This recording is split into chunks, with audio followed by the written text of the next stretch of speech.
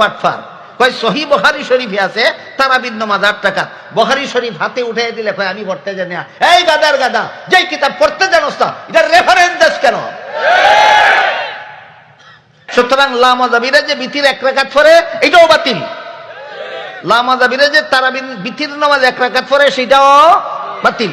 আপনারাই বলুন, রাসূল গভীর রাতে যে 8 রাকাত নামাজ পড়তেন 12 মাস, এই 8 রাকাতের নামাজের নাম তারাবি না তোর মাথা না তোর বাপের মাথা?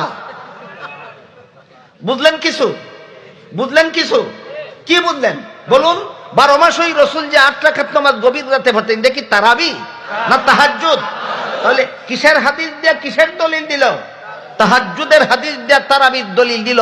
হাদিস নিয়ে, নবীর হাদিস নিয়ে এত বড় জঘন্যতম বাটপারি স্বাধীনতার শত্রু ইংরেজের দালাল ছাড়া আর কেউ করার সাহস করে না। তারাবির নামাজ 20 রাকাত, এই ব্যাপারে 20 রাকাত নয় 8 রাকাত বলে মন্তব্য করে কারা? স্বাধীনতার শত্রু যারা, মুক্তিযুদ্ধের শত্রু যারা, বাংলাদেশের শত্রু যারা। এই শত্রুদের আসল নাম লা মাযহাবী। এই শত্রুদের ছদ্মনাম, একটা ছদ্মনাম আহলে হাদিস, এই শত্রুদের আরেকটা ছদ্মনাম সালাফি।